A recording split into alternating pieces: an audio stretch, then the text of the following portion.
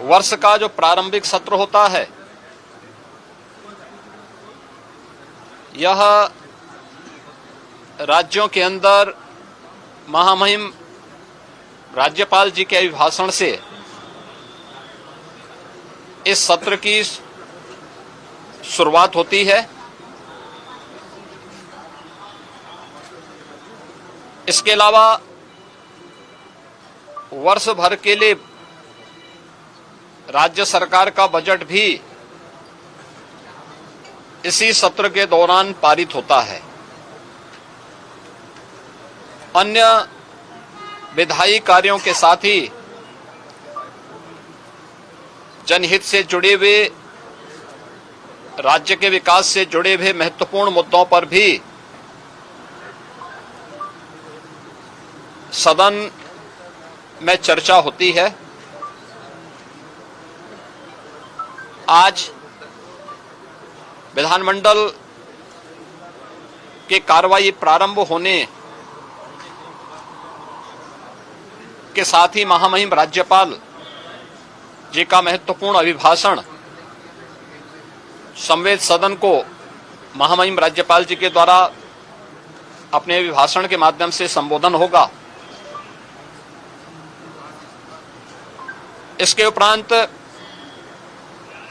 कल से महामहिम राज्यपाल के भाषण पर सदन में चर्चा भी होगी। 20 फरवरी को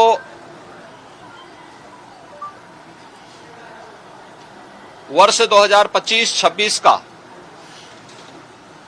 उत्तर प्रदेश का सामान्य बजट सदन में प्रस्तुत होगा। सदन 18 फरवरी से लेकर 5 मार्च तक के लिए प्रस्तावित किया गया है। उत्तर प्रदेश के इतिहास में ऐसे बहुत कम क्षण आए हैं जब इतने लंबे समय के लिए सदन आहूत किया गया हो, लेकिन सदन की कार्रवाई सुचारू रूप से संपन्न हो, यह केवल सत्ता पक्ष का ही दायित्व नहीं होता है, बल्कि विपक्ष का भी उतना ही महत्वपूर्ण दायित्व बनता है। सदन चर्चा परिचर्चा का एक मंच बने। उत्तर प्रदेश के विकास को लेकर के डबल इंजन की भारतीय जनता पार्टी की सरकार ने पिछले लगभग 8 वर्ष के अंदर जो प्रतिमान स्थापित किए हैं वह अभूतपूर्व है। उसकी झलक अभिभाषण के माध्यम से भी और सदन के अंदर चर्चा परिचर्चा के माध्यम से भी देखने को मिलता है। उत्तर प्रदेश के परसेप्शन में आए हुए व्यापक बदलाव देश और दुनिया के द्वारा उत्तर प्रदेश को आकर्षण का केंद्र मानते हुए जो वर्तमान में स्थितियां दिखती हैं, स्वाभाविक रूप से हताश और निराश विपक्ष इन मुद्दों पे चर्चा करने से भागने का प्रयास करता है, सदन की कार्रवाई में बाधा पैदा करने का प्रयास करता है। विपक्ष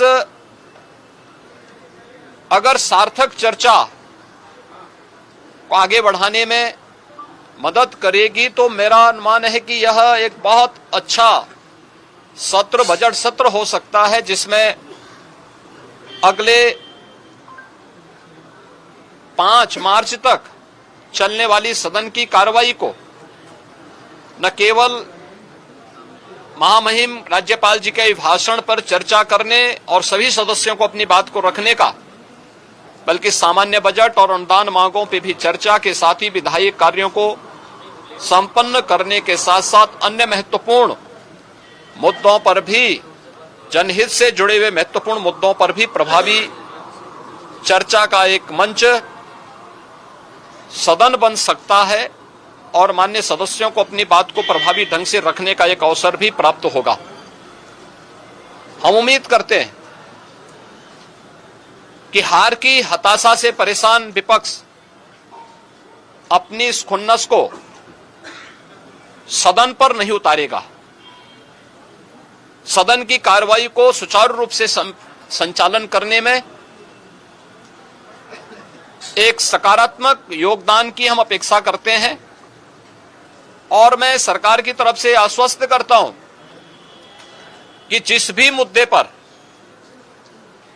यद्यपि अभिभाषण और बजट अपने आप में समग्रता को लेकर के दो महत्वपूर्ण मुद्दे होते हैं, जिनमें विपक्ष ही नहीं बल्कि सदन का हर सदस्य अपनी बात को प्रभावी ढंग से रख सकता है, लेकिन इसके इतर भी अगर किसी मुद्दे पर विपक्ष चर्चा करना चाहेगा, सरकार उसका तथ्यात्मक जवाब देने के लिए पूरी तौर पर तैयार है। लेकिन हम चाहते हैं कि एक सार्थक चर्चा का मंच सदन बनने चाहिए। आरोप प्रत्यारोप या फिर असंसदीय आचरण से इस समस्या का समाधान नहीं हो सकता है।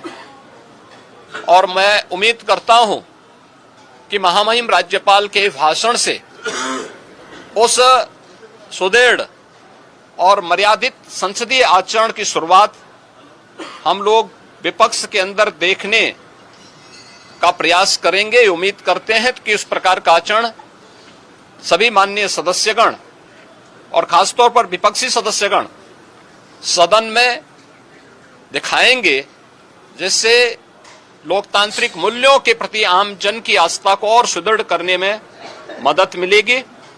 मैं एक बार फिर से बजट सत्र के शुभारंभ के अवसर पर आज उत्तर प्रदेश विधानमंडल की जो कार्रवाई प्रारंभ होने जा रही है कुछ ही देर में, इसमें भाग लेने के लिए आए हुए सभी माननीय सदस्यों का हृदय से स्वागत करता हूं।